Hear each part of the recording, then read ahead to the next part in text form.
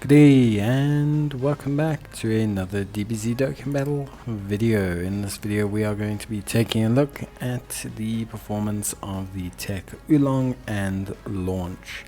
Now these guys are basically just kind of they're an April Fool's character, and these characters go one of like two ways. They either like really good for like a brief moment, or they're kind of average, and that's just kind of how it is, really. A lot of the times they're just interesting more than anything else, like Grandpa Gohan and Pan. It's just kind of cool to see. It's not really anything too spectacular.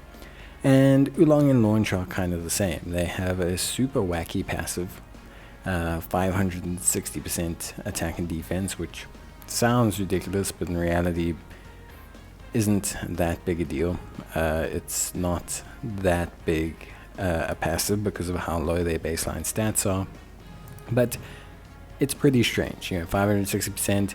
They lose 60% attack and defense every single turn that passes, which obviously reduces their attack and defense. Basically like a curve. So they end up in a situation where now they're consistently losing attack and defense, down to a total of 260%. However, in the process, they gain up to 50% evasion with each turn passed.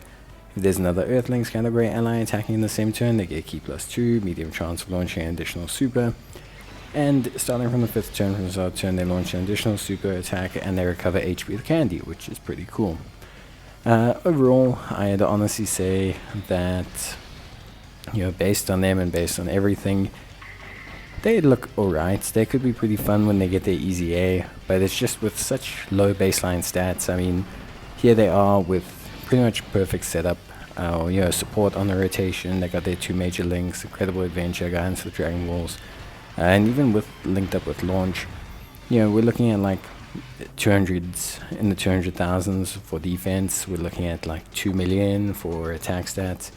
It's just not necessarily a huge. It's not a huge output, considering how interesting Deborah was when Deborah came out, like how impressive his attack stats were in the right situation. They don't feel that crazy, even comparatively to units like Int Belma, who recently came out for DB Saga, or the Strength Yamcha, both of which are really good free-to-play characters. These guys don't feel that crazy. They're not bad, they're useful. I'm going to use them in the Earthlings ESBR. They have their place where they can be useful. They seal super attacks, that is helpful for SBR and ESBR. They raise defense. They got that health recovery, so there are certain events where that consumption of candy will help you to regain health. But yeah, overall I'd say they're not terrible, they're just not insane. The highest attack stat I could reach with him without Berserker active was like 3 mil. That was with support on like a 170% lead. You could push them higher, of course, 2 turn buffs, double turn bonus, but there's not any real reason to do that. The evasion does slowly replace their diminishing defense, but they also get diminishing attack, so it's kind of counterintuitive. For me, I wish they could have pushed that evasion rate higher, made it 20% per turn, up to a max of 60%, and then also, of course, maybe just not drop the attack. Dropping the defense to replace for evasion is something that's quite interesting and fun, and I don't really have a problem with that in general, but I think the rate at which it happens and the effect it has on the unit's attack output is a little bit disappointing, because I think ultimately at the end of the day, a lot of people rely on units' attack stats more than anything else, especially if you want to use them in stuff like ESBR and SBR, and their drop-off is just not ideal.